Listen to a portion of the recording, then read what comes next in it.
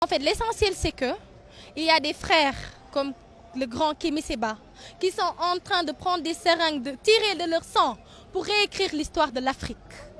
Et aujourd'hui, ce rassemblement est un rassemblement historique. Pourquoi? Parce qu'on est en train d'écrire une page dans l'histoire de l'Afrique. Le franc CFA est la plus grande exploitation monétaire qui existe dans le monde. Parce qu'il faut savoir que le franc CFA lui-même a été directement tiré de la vision d'Hitler. La manière dont le franc CFA a été mis en place, c'est la même manière dont le nazisme avait imposé aux Français de leur soutirer de l'argent jusqu'à 1945. Et qu'est-ce qu'a fait la France à partir de 1945? Comment on appelle ça? À partir de 1965, la fin de la Seconde Guerre mondiale, la France a immédiatement pris ce modèle qu'avait pris Hitler et le nazisme pour le leur imposer. Il l'a imposé à ses colonies. Qu'on le dise, c'est ce qui se passe, c'est la vérité. Maintenant, on n'est pas contre. Moi, je ne dirais pas que je suis contre la déclaration qu'a fait le président.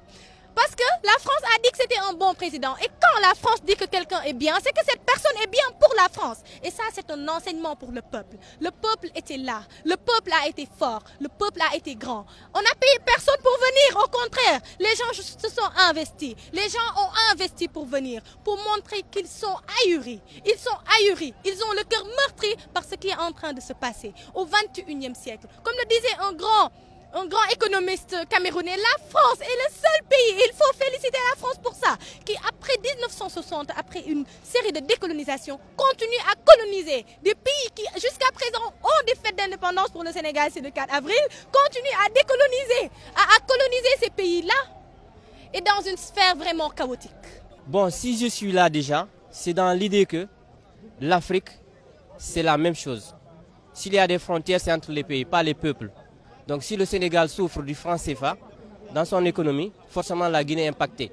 Parce que vous savez que pour que nous puissions faire un commerce équitable, ou bien qu'on puisse faire des échanges, il faut que nous soyons dans la même monnaie. C'est ça qui peut nous rendre beaucoup plus forts dans la coopération au niveau sous-régional.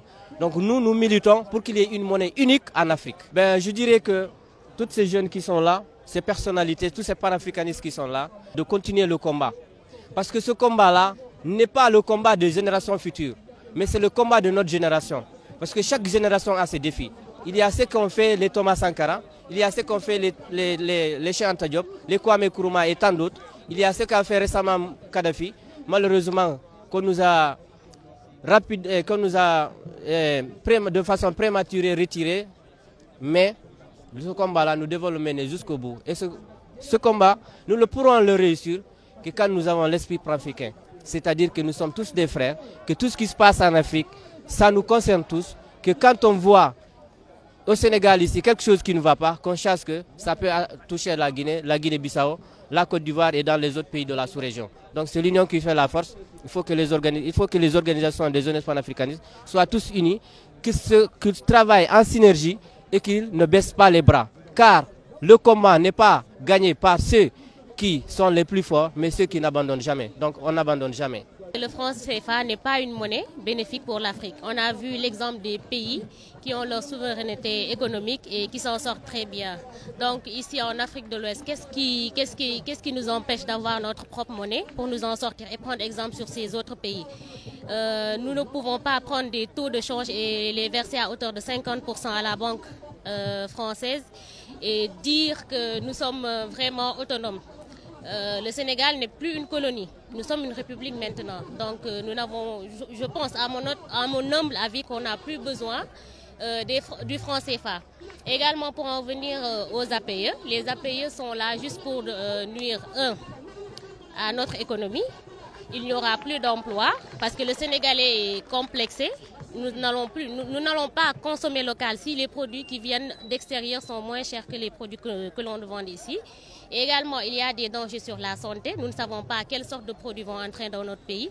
Et les emballages de ces produits peuvent aussi nuire à notre environnement. On ne veut pas du franc CFA ni de la signature des APE parce que le franc CFA, c'est une monnaie coloniale et fasciste puisque c'est une monnaie, c'est un mécanisme qui a été inventé par l'Allemagne nazie. Donc la France a copié, déjà. Bon, même sans justification, on s'en fout. Nous voulons plus du franc CFA. Point. Voilà, on veut notre souveraineté en Afrique maintenant. La France est assez restée après les indépendances de manière sournoise en faisant des crimes et en faisant de la déstabilisation des pays et en faisant toutes sortes de sournoiseries pour rester. Maintenant, nous ne voulons plus de sa mainmise dans nos économies ni dans nos vies en Afrique. Point. Maintenant, nous exigeons notre souveraineté. C'est terminé. Le côté on va venir piller l'Afrique, on va venir faire ce qu'on veut.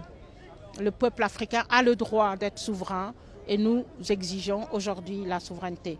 Les APE, c'est pareil, c'est sournois, on nous dit partenariat, mais comment est-ce que vous voulez